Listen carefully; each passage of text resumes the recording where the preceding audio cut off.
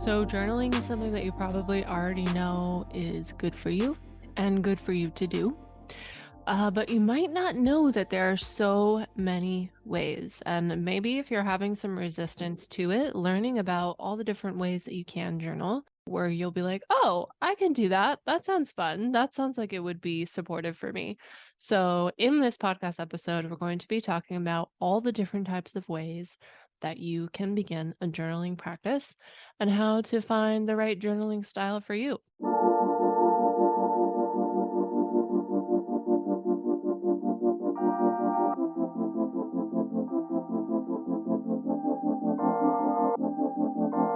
Welcome to Openly Spoken, the podcast to help you show up, speak out, and be seen. Here you'll get to eavesdrop on connected women's conversations about self-love, confidence, healing, relationships, creativity, and more. I'm your host, Celia Antonio, and I am your guide to getting you grounded into your body, feeling your full spectrum of emotion, and expanding your fullest self-expression.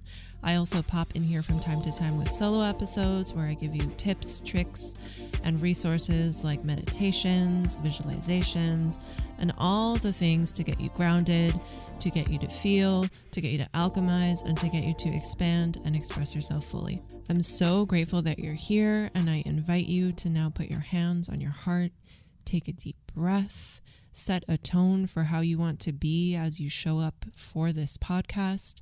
Take what resonates in this podcast, leave out what doesn't resonate, and take some time to reflect and to contemplate.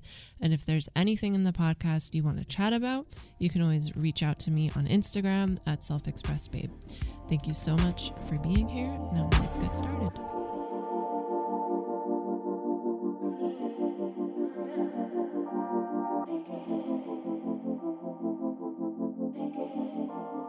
All right, so today we are going to be covering 12 different types of journaling styles, ways you can approach journaling so that you can start a journaling practice. Because if you're watching this video, you already know that journaling is something that would benefit you, but maybe you're having a hard time getting started. And I want to preface this by saying that there are so many different mediums to journaling. So this does not mean you have to take physical pen to paper. You can use journaling apps, you can use voice notes, and there's also another form that we're going to get into. It's one of the list of 12. So let's begin first with my favorite form of journaling, and that is stream of consciousness journaling. In stream of consciousness journaling, you are just basically writing what's on your mind. And that sounds really easy, but it can also be really hard because, in my experience at least, I'm thinking faster than I can write. And so by the time I'm writing, like when I first started a stream of consciousness journaling practice, by the time I was writing the thing, I had already thought it and then like organized it in a way that would like make sense in my journal. So with the stream of consciousness journaling, you really want to let go of it like making sense or being coherent, and you just want to go. It's like a brain dump. You're just letting things out. If you're typing it, if you're writing it, you're not stopping. You're just constantly going. So that is the first one, stream of consciousness journaling. And I do want to add, stream of consciousness journaling is in a book called, what is the book called? So there's a book called The Artist's Way, and stream of consciousness journaling is one of the tools that the author gives as a way to feed your creativity. And the way that that book serves that practice is by every time you show up to it, do it first thing in the morning when you're still in that, whatever brainwave it is, beta brainwave. I don't remember which one. Please don't quote me on that. And you just dedicate to doing 3 pages. 3 pages of just stream of consciousness, letting it all out. So that is the first one, stream of consciousness. The second way is dialogue journaling. And within this dialogue, you are having a dialogue with a part of yourself. And this can look many different ways. Maybe there's a side of you that, if you're someone that feels anxiety from time to time, then there's a piece within you that's an anxious self. So you can come into your journal and switch back and forth between the anxious self talking and your higher self or the real you or whatever you want to call it talking. So you're having a dialogue back and forth. This can also be done with a certain body part. So let's say you have a lot of pain in your shoulder and you want to have a conversation with the shoulder. So you're asking yourself in your journal, like, what do you have to tell me, shoulder? Like, what are you carrying? What are you holding? And then you switch back and forth between that. This is also, I'm just remembering now that this is a tool with healing your inner child. I read a book a few years ago about inner child work. This book, Recovery of Your Inner Child. And in this book, they use this dialogue journaling. You're having a dialogue with your inner child. So you switch back and forth between your adult self and your inner child having a conversation. So that could be a form of dialogue journaling. You can also do it with a certain way that you feel, or like an emotion that you're moving through. You can say like, all right, what is it that you are wanting to teach me? Which drives me into the next form of journaling, and that is emotional journaling. And with emotional journaling, what you'll do is I'll include a list of emotions here that you can screenshot, or you can do your own Googling and find a list of emotions. And you just choose one and you journal about it. You can journal what it brings up for you in the moment. You can journal like your experience with this kind of emotion in the past, whatever it is that's coming up, journaling about that emotion. And it's also a really good tool to deepen your emotional intelligence by getting familiar with not only lists of emotions and all these different types of emotions that exist, but where those emotions live within your body. All right, number 4, I call desires and goals journaling. And this is like what some other people might call manifestation journaling. I personally don't like the word manifestation. I think it sounds weird. So desires and goals journaling. It's kind of like a self check-in of like, what do I want? What do I desire? So you would ask yourself, what do I desire? And then afterwards, you would ask yourself, why do I desire this? Why is this even here? Like, what's the deeper layer behind that? And then after that, you can ask yourself, what might I need to get here?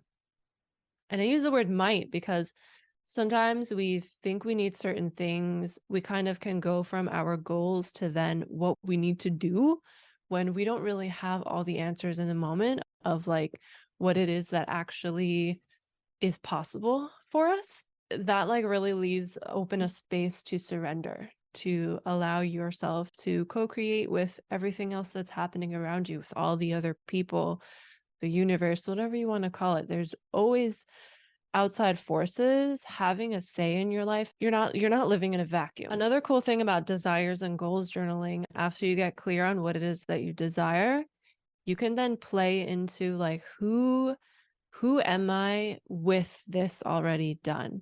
How would I feel? How would I show up? How would I dress? How would I speak? How would I relate to other people? All of that.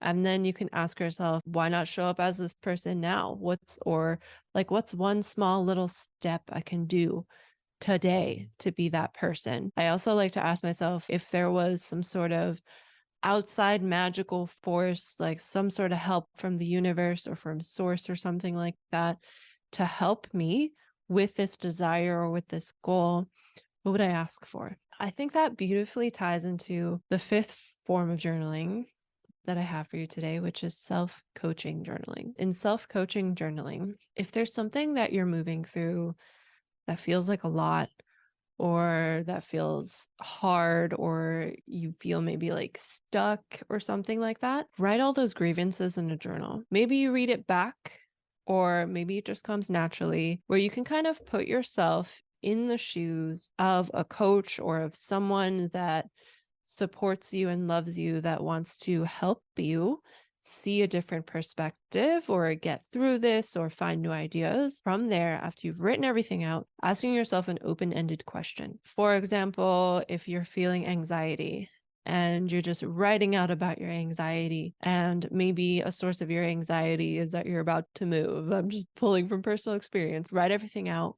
After that, maybe the open-ended question is, okay, so what do you need in this moment? And then going from there, the questions aren't like a formula that you can always ask yourself, same as regular schmegular coaching. There isn't like a formula of questions that you ask that's going to depend on what's coming up. But the important thing is for it to be open-ended. So not asking yourself a yes or no question, asking yourself a question that you can kind of dive deeper on and get like in depth with and really like sit and think about it for a little bit. Questions that make you like stop and think and look at things from a different perspective. What's really going to help with self-coaching journaling, if you have a hard time with it, is diving more into mindfulness practices so that you're able to kind of see the side of you that has thoughts and has emotions and is so wrapped up in the human experience and in the ego, to see that as just a part of you that you get to like observe. And that's something that comes over time from dedicating yourself to mindfulness practices. So just wanted to throw that in there in case that is something, the self-coaching seems like something that is impossible or something that's difficult. Number 6, reflecting journaling. For me, the reflecting journaling is one of the journalings, this reflecting one and then the one I'm about to share afterwards. I find them very calming. I find the reflecting journaling very calming. So the only thing that reflecting journaling is, think about it as you're writing like, Dear Diary, today I saw a boy. Anyone remember that song from Britney Spears? So you're just like reflecting on your day.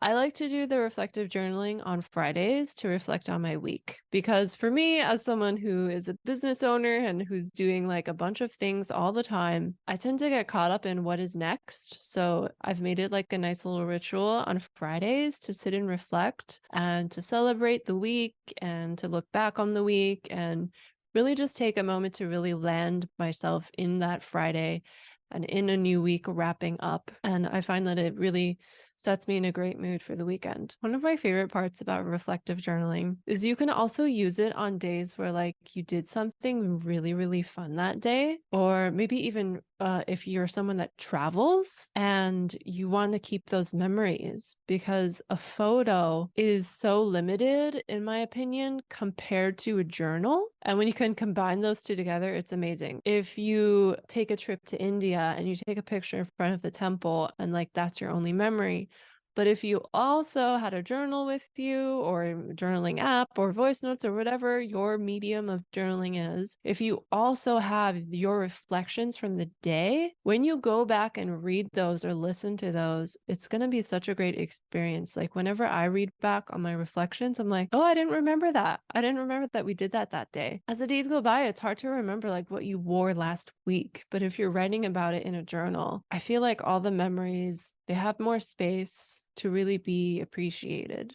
And I love that. And then the next journaling I also find very calming and very healing and a very, very, very great medicine for me when I'm experiencing feelings of depression. And that is gratitude journaling. And I know you've probably heard about gratitude journaling before. You've probably heard, it's so many times that you're like, oh, I'm sick of people telling me how to gratitude journal. But I want to give you a few tips on how to really make this a daily practice, because I really do believe that it's such a good medicine, especially because we live in a world that's so fast paced. We don't have, at least in major cities, I live in LA. I used to live in New York City. I also lived in Miami. So I lived in like the 3 major cities. And in those areas, there isn't really that like tight knit community kind of feel. It's more of like everyone doing their own thing. The gratitude journaling is such great medicine to help you realize what you do have and what is going great in your life. So that's why it's really good for feelings of depression or maybe feelings of not really knowing where your life is going or what you're supposed to do in this life, what your purpose is, and all of that if you're feeling a little lost. So I want to give you a few tips on gratitude journaling. First is buying a journal, maybe a small one, if you want to do the pen to paper, and dedicating it only to gratitude, having it right by your bed and anchoring that to when you either go to sleep or wake up, even if that means you literally just write like 1 bullet point down or like 1 sentence down. Another great place to start that isn't so huge is setting a timer for 3 minutes or 5 minutes while you gratitude journal. One of my favorite ways to like really deep dive in the gratitude journaling is picking just one thing. For example, we'll do this in real time. GoPro camera. if I picked the GoPro camera to write about, I am so grateful about the GoPro camera, and then go really deep on this GoPro camera, talking about, going way back to whoever first invented photography. Also being grateful that I know how to read the buttons and read the manual of how to use it, which I didn't even read, and having electricity to charge the battery, having a home that has electricity with an outlet to charge the battery, and then like whoever made the outlet and all the technology in there, like you can go deeper and deeper and deeper with just one simple mundane thing. Even like this scrunchie, for example, you can go super deep on like how grateful you are that there's a person that like sewed this, or like if it's made out of cotton, the sunshine and the dirt and the water that grew the cotton, and then whoever turn that cotton into fabric, and just like all these steps, all of our like things around us that don't seem like a big deal, like literally everything took a long journey to get to you. And when you can choose one of those like little mundane things that don't seem like a big deal and do gratitude journaling about it, it really like gives you a different perspective, and you see your home around you in a completely new light. And that's why I think gratitude journaling is such a great medicine. It really changes your perspective. Honestly, if there's just one form of journaling that you try on and you take on and you devote to from this podcast episode, I would hope that it would be gratitude journaling. But again, choose what works for you. So this one's going to be fun if you're someone that has resistance to writing, and that is sketchbook journaling. So instead of writing anything at all, you would draw it, and you could draw about your day, or you can just, just draw, just to have like a daily log of little drawings. That's a good like kind of workaround if you're not really feeling it. Another fun thing you can do instead of drawing is making a collage, if that's something that you're into. The next form of journaling is dream journaling. Pretty self-explanatory. You are writing about your dreams, but when you wake up, you don't always remember your dreams. For me, I like never remember my dreams. It's like there when I wake up and right before I woke up, and it's like immediately gone if I'm not writing it down. Pro tip to write about them right away. Your dreams are believed to be your subconscious speaking to you. I'm no expert on this. This is just what I've heard. I can see how that's true, like based on some of the dreams that I've had. So if you keep track of this, maybe you'll be able to see a certain pattern. And I've heard this from people who have done dream journaling, that they see certain patterns over a long period of time, and it gives them more clarity on their purpose and their life goals and desires and what it is that they want to do to move, what it is they want to do moving forward in life. There we go. Got those words out. All right, number 10. This one, I'm not sure if it counts as journaling, but I've definitely used this as journaling. And this is really more of like, if you are someone who is a creative and you have a project idea, and there are all these different ideas rummaging about in your brain, and it's feeling very chaotic and you're feeling anxious about it, this is a great way to really ground yourself and have everything on paper, make it feel more approachable. And that's called mind mapping. So what you would do, you would put your main topic in the center, or maybe the name of your project that you're working on in the center. And then going out from there, kind of like a brainstorm, you would put little lines and then write your little bullet points. Yeah, it's kind of like brainstorming. I find it very helpful for planning like a masterclass, or planning an embodiment session, or planning a course like Heart Magic. And I think it's very helpful to really get all those crazy ideas that are floating around in your head and grounding them into something that's, when you read it, you're like, oh, okay, I got it. This is why I love journaling. When you're holding everything in your head and like remembering these appointments and that appointments and this project and that project, and just stress of the day, when you're holding it all here, it feels like a lot. And when you can let it out, then your mind can kind of like relax, because it's like, it's okay if your brain forgets something, because you have it in your planner or in your journal, like you have it somewhere, it's living somewhere. It doesn't have to be held up here. So let's move on to number 11. Number 11 can really be applied to any of the topics that I've already talked about, maybe just not the sketchbook journaling, because it's actually writing. And that is bullet journaling. And with bullet journaling, you're just writing a bullet point. You're writing short statements rather than long paragraphs. That can be a good workaround if you're really busy. That could be a great way to start with any of these types of journalings that I've offered you, except for the sketchbook one, of just starting with bullet points and then over time allowing yourself to grow with it. And then the last form of journaling, I think I've done this in high school, but I haven't done it since then. And I'm not going to tell you how long it's been since I've graduated high school. But it's having an inspiration journal. And in your inspiration journal, you would put quotes that you like, you can put photos that you like, you can draw things. Maybe you take a trip to the botanical garden one day, you see a flower that you like and you draw it in your inspiration journal, you sit there and you sketch. And it really is a journal that you can then come to lift you up.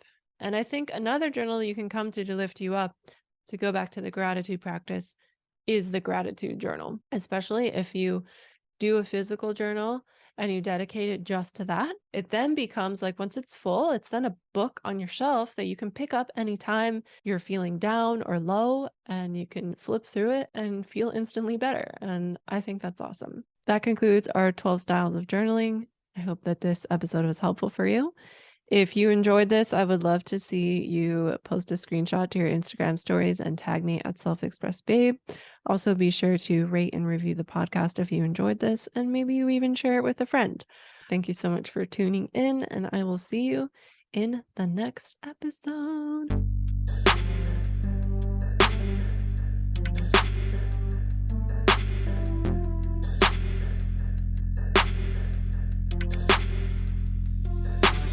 Thank you for tuning in to this episode of Openly Spoken. I know that there's an abundance of content online, so I really appreciate you giving me your ears today. If this episode shifted something for you, please share this with a friend and/or write us a podcast review if you're listening to this on iTunes so that more people can find this. If anything shifted for you from this episode that you want to have a conversation about, I would love to hear from you. Just send me a DM over on Instagram at self-expressed-babe, and that is in the show notes. Thanks again for tuning in, and I'll see you next time.